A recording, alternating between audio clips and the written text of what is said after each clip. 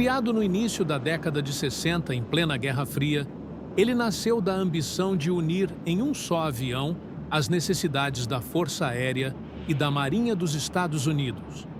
Com asas de geometria variável, 2 motores e capacidade para levar até 14 toneladas de armamentos, alcançava impressionantes 2.400 km por hora e podia voar rente ao solo em velocidades supersônicas para escapar dos radares inimigos.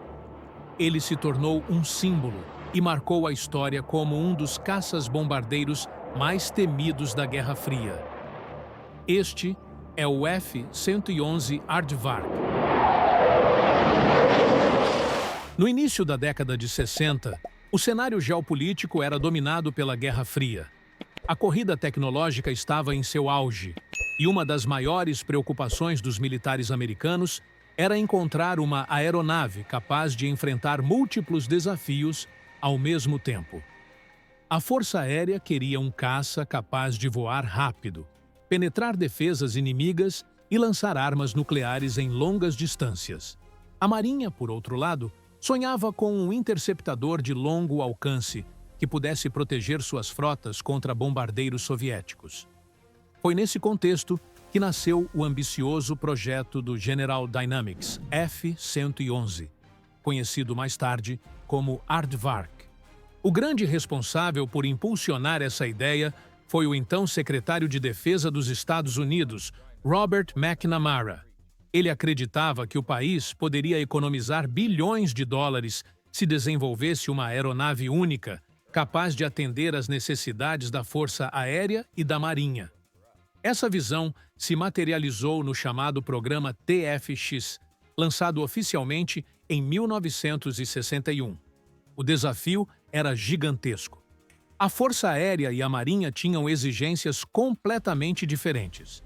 Enquanto a Força Aérea buscava um avião veloz, capaz de voar em baixíssima altitude e carregar bombas de grande porte para ataques profundos em território inimigo, a Marinha queria um caça naval ágil e robusto, que pudesse decolar de porta-aviões e interceptar aeronaves a longas distâncias.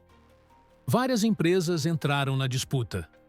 Mas, após muita análise e debates acalorados dentro do Pentágono, McNamara e sua equipe de conselheiros escolheram a proposta da General Dynamics. A decisão foi polêmica. Muitos militares, principalmente da Marinha, eram contra. Eles acreditavam que a aeronave resultante não atenderia às suas necessidades específicas de operações embarcadas. Mas McNamara estava decidido, e em dezembro de 1964, o protótipo do F-111A fez seu primeiro voo em Fort Worth, Texas. Ele chamava a atenção desde o primeiro olhar. Era enorme, cerca de 22 metros de comprimento, uma envergadura que variava entre 10 metros quando as asas estavam totalmente recuadas e 20 metros quando abertas, e um peso máximo de decolagem que podia chegar a impressionantes 50 toneladas. Para comparação, o famoso caça F-4 Phantom II, que estava em serviço na época, tinha pouco mais de 19 metros de comprimento e um peso máximo de cerca de 28 toneladas. Isso deixava claro que o novo avião da General Dynamics não era um caça comum. Era praticamente um bombardeiro tático com alma de caça. Mas o que realmente o diferenciava eram suas asas de geometria variável. Esse sistema permitia que as asas se movessem durante o voo, se abrindo em até 16 graus para aumentar a sustentação em baixas velocidades, facilitando decolagens curtas e pousos, especialmente importantes para operar em pistas pequenas. Já em altas velocidades, as asas podiam se retrair até quase 72 graus, formando um perfil em delta que reduzia o arrasto e permitia voar a Mach 2.2, cerca de 2.400 km por hora. Outro detalhe curioso era o cockpit. Diferente da maioria dos caças, que colocavam piloto e operador de sistemas um atrás do outro, o F-111 tinha os 2 tripulantes lado a lado, em uma cápsula ejetável. Em caso de emergência, não eram apenas os assentos que saíam, mas todo o cockpit era ejetado, funcionando como uma cápsula de escape. Essa ideia inovadora, apesar de aumentar o peso, oferecia mais segurança e era inspirada em tecnologias usadas em cápsulas espaciais. A potência vinha de dois motores Pratt & Whitney TF30P100 com pós-combustão. Cada um podia gerar 12 toneladas de empuxo com pós-combustor ligado. Era força suficiente para empurrar a aeronave em velocidades supersônicas, mesmo carregando toneladas de bombas sob as asas e dentro de seu compartimento interno.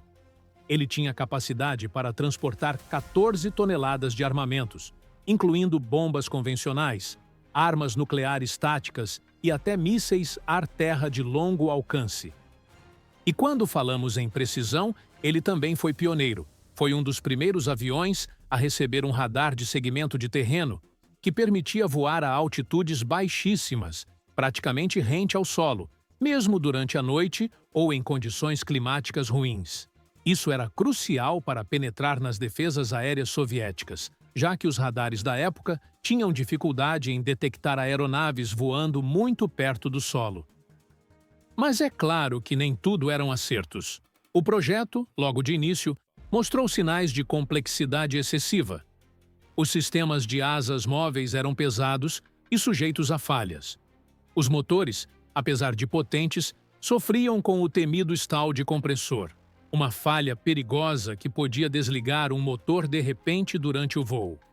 E havia ainda um obstáculo enorme: a versão naval, chamada de F-111B. Ela foi criada especialmente para a Marinha, que precisava de um caça de longo alcance. Essa versão mantinha a cabine lado a lado e as asas de geometria variável, mas tinha que operar em um ambiente muito mais hostil, com decolagens curtas, pousos bruscos e manobras intensas sobre o mar. O problema é que ele acabou ficando grande e pesado demais. Além disso, sua manobrabilidade não atendia às exigências de um interceptador naval. Diante disso, a Marinha perdeu a confiança no projeto e, em 1968, decidiu cancelar oficialmente a versão embarcada. Mas isso não significou o fim do programa. Pelo contrário, muitas das lições aprendidas com o F-111B seriam aproveitadas pela Grumman no desenvolvimento do F-14 Tomcat, que herdou a tecnologia das asas móveis, mas em uma fuselagem mais leve e adequada ao uso naval.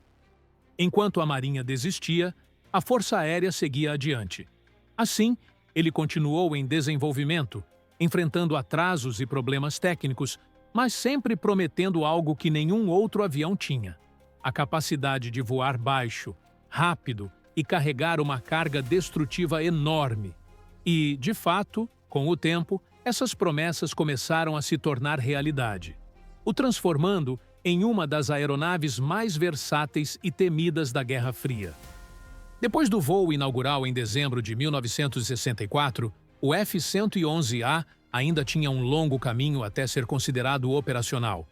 Apesar de promissor, ele era um projeto ousado demais para sua época, e cada nova etapa de teste revelava tanto o seu potencial quanto suas fragilidades. A Força Aérea acreditava que ele poderia ser a resposta perfeita contra as sofisticadas defesas antiaéreas soviéticas.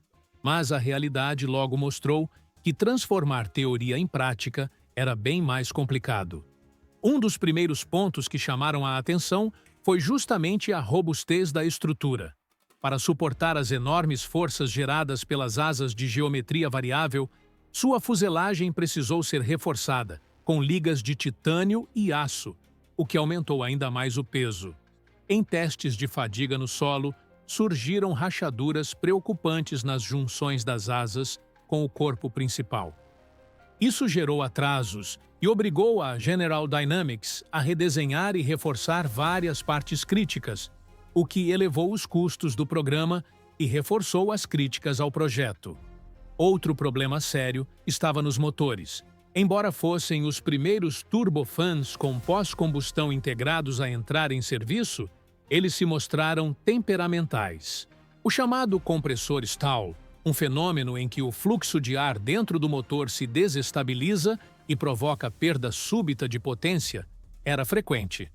Para uma aeronave que precisava voar em baixa altitude a mais de 1.000 km por hora, qualquer falha no motor podia ser fatal.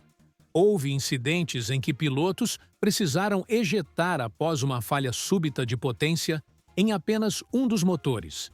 Mas esses contratempos não impediram que os primeiros F-111 fossem enviados para o campo de batalha. Em março de 1968, 6 aeronaves foram enviadas ao Vietnã para uma avaliação em combate real.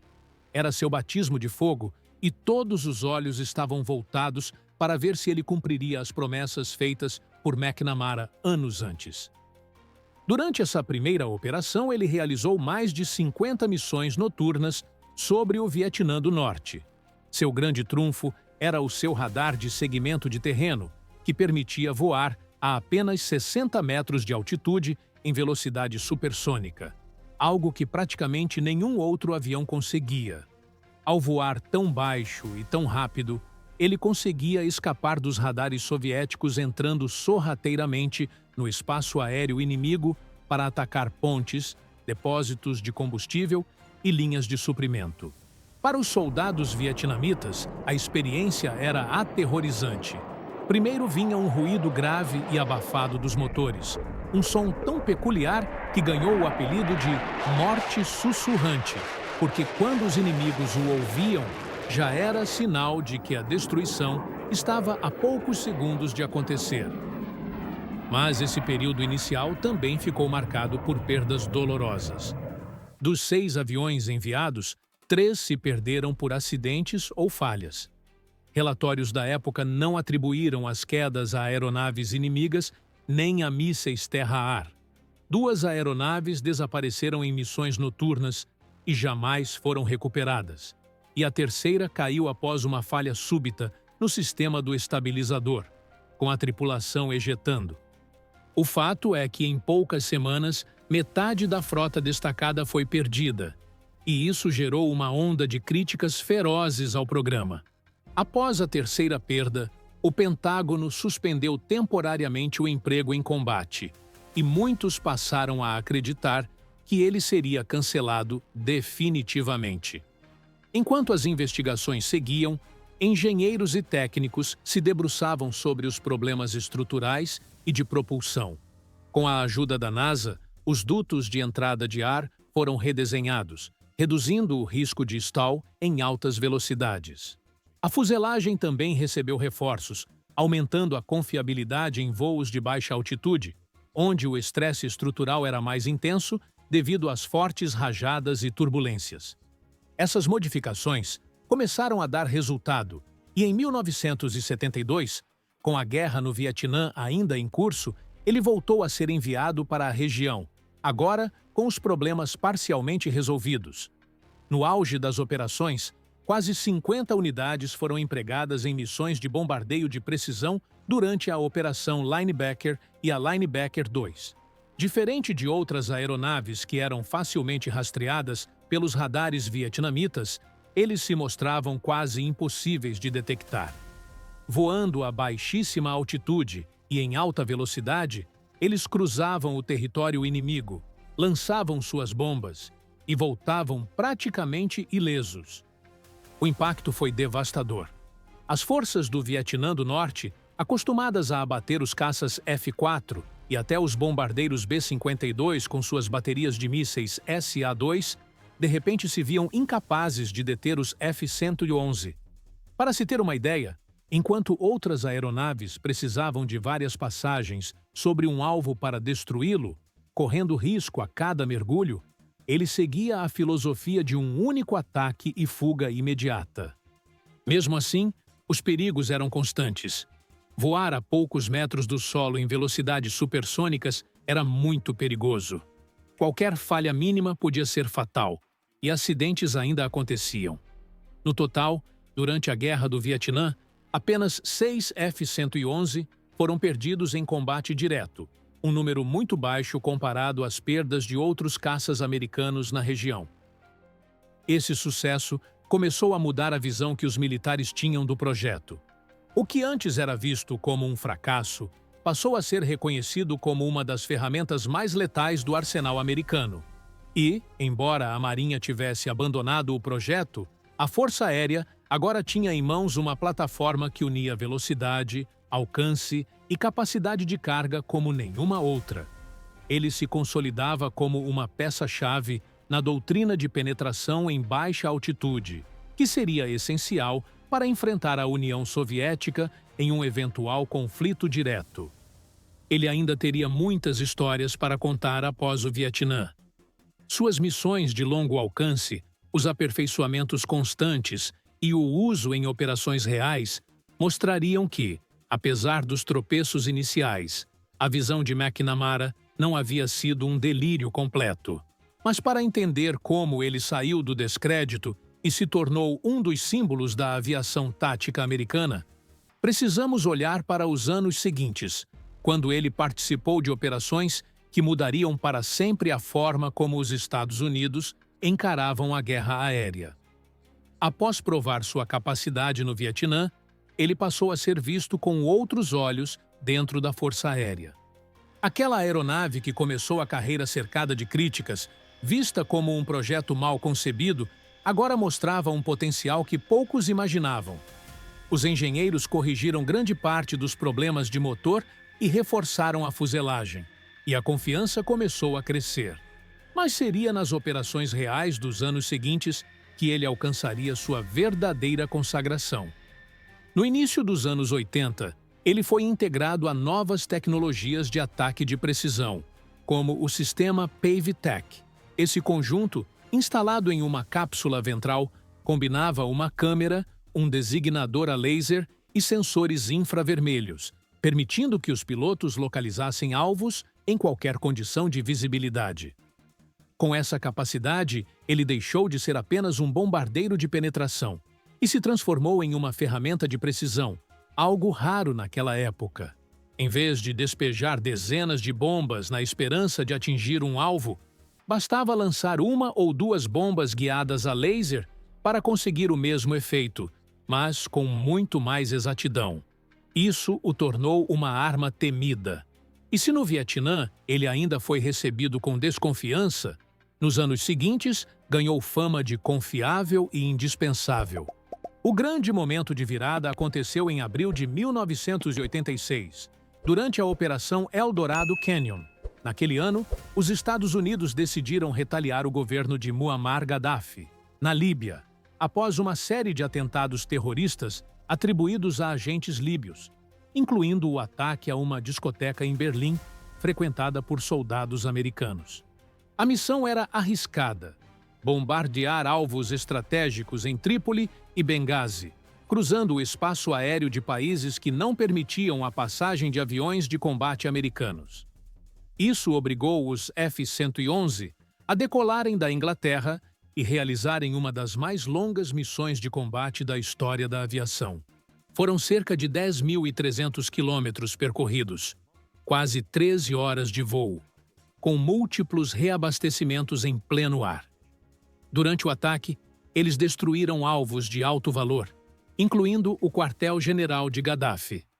No entanto, a missão não foi isenta de perdas. Um dos caças foi derrubado sobre o Mediterrâneo, resultando na morte de seus 2 tripulantes. Mesmo assim, a operação mostrou ao mundo que os Estados Unidos possuíam um avião capaz de atingir qualquer ponto do planeta com velocidade, precisão e letalidade impressionantes. Poucos anos depois, em 1991, ele voltou a ser protagonista, desta vez na Guerra do Golfo. O Iraque havia invadido o Kuwait, e a coalizão internacional liderada pelos Estados Unidos lançou a Operação Tempestade no deserto. Mais de 60 F-111 foram deslocados para a região e desempenharam um papel crucial nas primeiras ondas de ataque. Diferente de outros caças que se concentravam em combates aéreos, ele foi usado como bombardeiro de precisão, destruindo mais de 1.500 alvos blindados iraquianos, além de centros de comando, pistas de pouso e abrigos reforçados, sendo responsáveis por cerca de 80% de todas as bombas guiadas empregadas pela Força Aérea dos Estados Unidos durante o conflito. superando caças mais modernos como o F-15A Strike Eagle, que ainda estava em início de sua carreira. Mas não foi só nos Estados Unidos que ele fez sucesso. Em 1963, a Austrália havia encomendado 24 unidades da versão F-111C, adaptada para as necessidades da região. A entrega atrasou quase uma década devido aos mesmos problemas estruturais e de motor enfrentados pela Força Aérea dos Estados Unidos. E somente em 1973, os australianos receberam seus aviões. Mas quando eles finalmente chegaram, mudaram completamente a balança de poder na região. Durante décadas, os F-111C foram o principal trunfo estratégico do país. Com alcance superior a 6.000 quilômetros e capacidade de levar bombas nucleares ou convencionais, ele se tornou um verdadeiro elemento de dissuasão contra qualquer ameaça regional. Isso ficou claro em momentos de tensão com a Indonésia e em missões de demonstração de força no Sudeste Asiático. Mas os australianos também experimentaram sua face sombria. Ao longo das décadas de uso, perderam 8 aeronaves em acidentes, que custaram a vida de 10 tripulantes. Mesmo assim, a Austrália os manteve em operação até 2010, quando finalmente se despediu da frota, substituída pelos FA-18F Super Hornet. Nos Estados Unidos, as últimas unidades foram retiradas de serviço em 1998, dando lugar ao F-15E Strike Eagle, no papel de ataque de precisão. Já os bombardeiros estratégicos B-1B Lancer assumiram a função de penetração em alta velocidade que ele havia desempenhado durante anos. Seu legado vai além das estatísticas impressionantes de combate. Ele representou uma mudança de mentalidade na aviação militar americana, mostrando que era possível unir velocidade, alcance e precisão em uma mesma plataforma. Embora o sonho de McNamara de um avião único para todas as forças não tenha dado certo, o que nasceu desse esforço foi uma máquina que marcou época. No fim, ele não foi perfeito, mas deixou sua marca como um verdadeiro símbolo da ousadia tecnológica da Guerra Fria. Ele foi o avião que, contra todas as críticas, conseguiu transformar um projeto arriscado em um dos mais respeitados caças-bombardeiros da história. E é justamente por essa trajetória de altos e baixos, de fracassos e triunfos, que até hoje seu nome é lembrado com tanto respeito por pilotos e entusiastas da aviação militar. Se você se interessa por aviação militar e quer acompanhar mais vídeos como esse, deixe seu like, inscreva-se no canal e compartilhe com quem também curte esse tema.